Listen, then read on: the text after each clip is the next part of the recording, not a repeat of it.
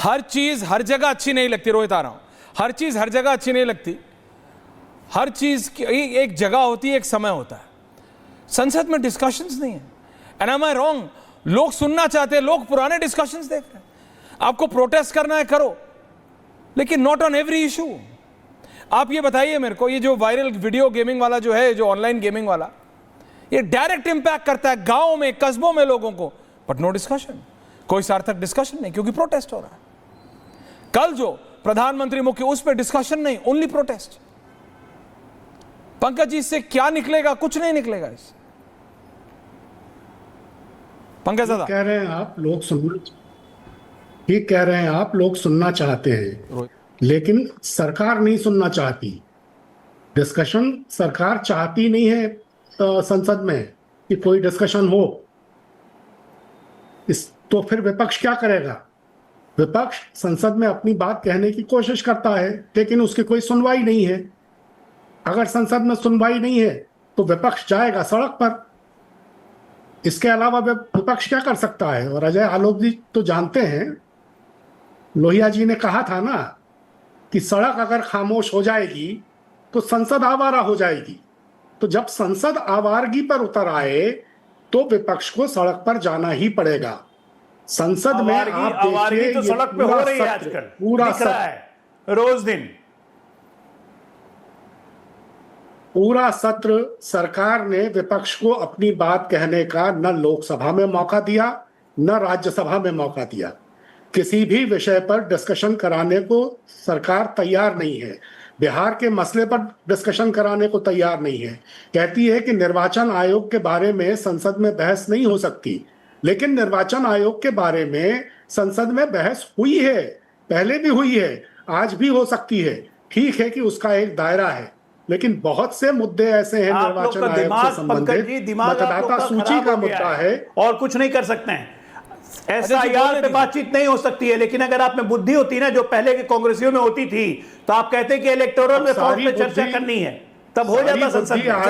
आपके think tank जब से लेफ्ट लिबरल हुए ना, नक्सलों को अपना थिंक टैंक बना लिया है, आप लोग का बुद्धि का कंडम हो गया। जब भारतीय जनता पार्टी के लोगों के पास कहने को कुछ नहीं होता है और तर्क कुछ नहीं होते हैं, तो गालियों पर उतर आते हैं, दूसरे की बुद्धि पर प्रश्न चिन्ह लगाते हैं, खुद की बुद्धि के बारे में सोचते नहीं है। अगर ये बुद्धि की बात है तो अपनी बुद्धि जरा लगाइए इस बात पर कि विपक्ष के साथ तालमेल कैसे किया जाता है। अटल बिहारी वाजपेयी जी से सीखिए कि विपक्ष के साथ कैसे तालमेल होता था।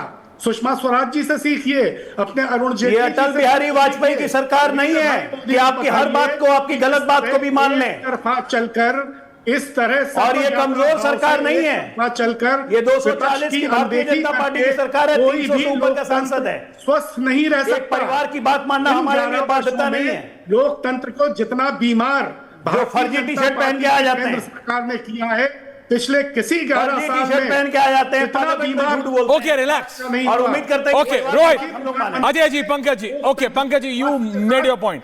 सारिका जी आ रहा हूं। अरे त्रिपाठी जी रुकिए ना, अभी 3 मिनट बोलने के बाद भी आपका हाथ नहीं रुकता है, थोड़ा तो कंट्रोल कीजिए। रोहित, सारिका जी बोली नहीं, आ रहा हूं। Rohit and then Sarika ji coming. देखिए, देश को जैसे राष्ट्रवादी विषय पर, देश के आंतरिक मामलों पर और वैश्विक मामलों पर राजनीतिक विचारधारा से ऊपर उठकर एकजुट होना चाहिए, उसी प्रकार भ्रष्टाचार की लड़ाई के खिलाफ सभी राजनीतिक दलों को सरकार का समर्थन करना चाहिए।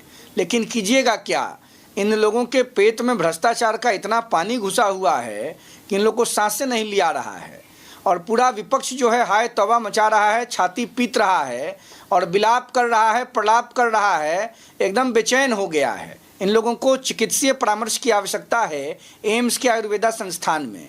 कांग्रेस पार्टी के मित्र देश के यशस्वी प्रधानमंत्री आदरणीय मोदी जी के संदर्भ में बोल रहे थे। देश की जनता जानना चाहती है कि स्वर्गीय राजीव गांधी जी सीधे प्रधानमंत्री पद पर आसीन हुए थे कि नहीं, कहाँ का राजनीतिक संघर्ष उनका था। ये बिल्कुल सही बात है, देश के लिए उनका बलिदान हुआ, हम उसको स्वीकार करते हैं, लेकिन सीधे सीधे प्रधानमंत्री बने थे और प्रधानमंत्री के रूप में काम किया था। प्रधानमंत्री नरेंद्र मोदी जी तो 30-40 सालों तक स्वयंसेवक के रूप में और भारतीय जनता पार्टी के कार्यकर्ता के रूप में देश के विभिन्न भूभागों में काम करते रहे। अब कांग्रेस पार्टी के लोग चले हैं टॉर्च दिखा करके छिद्रान्वेषण करने के लिए, जिनके देह में 76 गो छेद है। हम तो अरविंद केजरीवाल के विचारधारा को उसी दिन जान गए थे जब पटना गए और लालू यादव जी जैसे भ्रष्टाचारी सल्तनत के मसीहा को भर पांजा पकड़ के हिला लिए थे।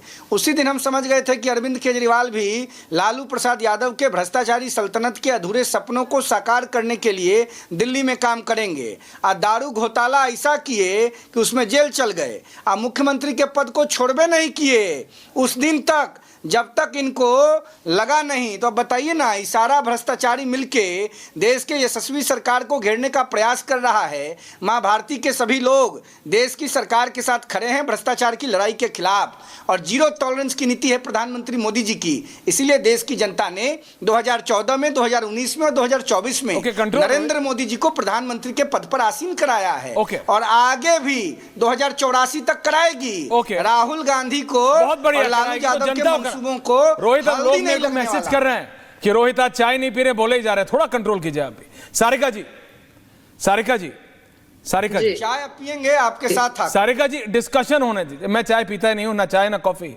मैं पानी पीने वाला आदमी हूं। लेकिन सारिका जी प्लीज टेल मी दिस, ये मतलब डिस्कशन होना चाहिए। डिस्कशन, हर जगह डिसरप्शन करेंगे तो कैसे होगा? लोगों के मुद्दे, किसानों के मुद्दे, गरीब का मुद्दा अगर उठेगा ही नहीं, उस पर डिस्कशन ही नहीं होगा तो क्या फायदा? क्या देखिए ऐश्वर्या जी, अगर आपको लगता है कि संसद में चर्चा करना, विरोध जताना और भारत में लोकतंत्र की मौत पे सवाल उठाना अगर यूजलेस है, तो मुझे लगता है कि फिर कुछ कहने की आवश्यकता नहीं। ये तो यही सबसे बड़ा सबूत है कि जब सत्ता से सवाल पूछिए तो इनको असुविधा लगने लगती है। तो समझ लीजिए कि लोकतंत्र खतरे में है।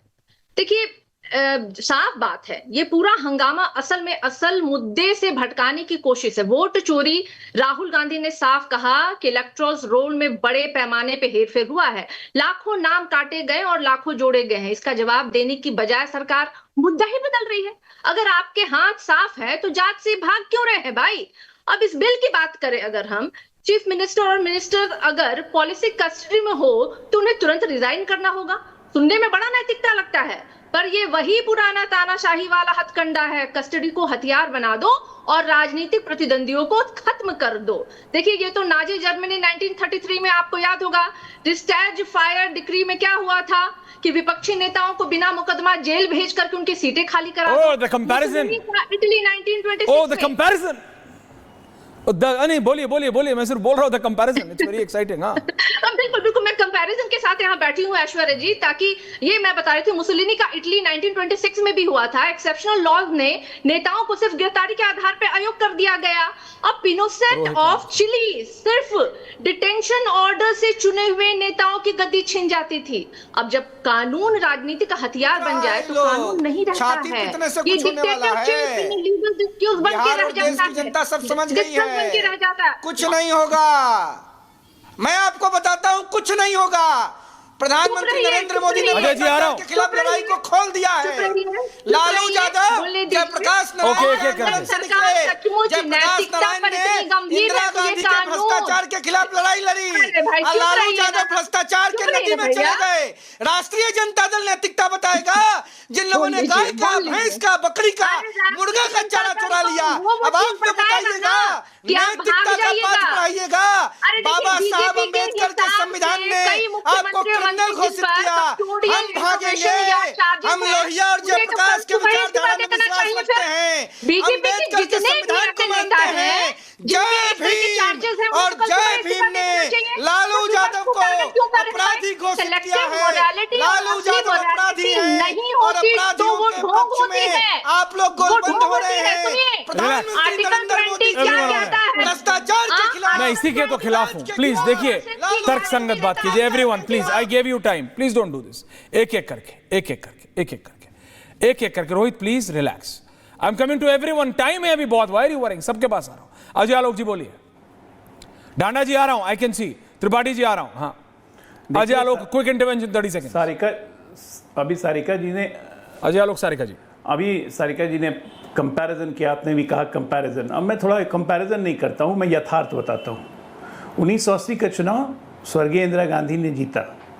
जीतने के बाद एक लाइन का मेमोरेंडम आया कि पूरा देश ने इंदिरा गांधी जी को जनादेश दिया है, इसलिए विपक्ष की जितनी चुनी हुई सरकारें हैं उनको बर्खास्त कर देनी चाहिए। और एक साथ 7 राज्य सरकारों को 1980 में बर्खास्त किया गया कि देश का जनादेश कांग्रेस का और इंदिरा गांधी के साथ है, इसलिए विपक्षियों की सरकार को बर्खास्त किया जाता है।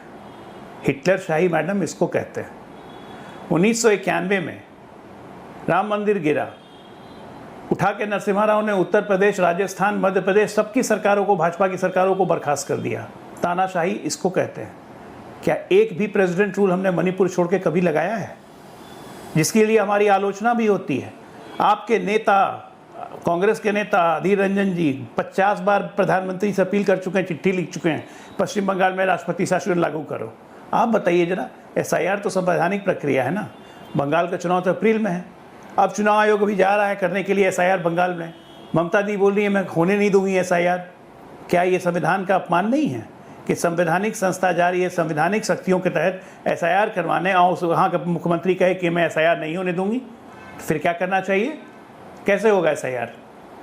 ममता दी की चलने दें कि देश की संविधान की चलने दें? दोष मान लेना सोच लीजिए आप लोग। तो ही ये आप नेग्लिजेंस करना हो गया। ओके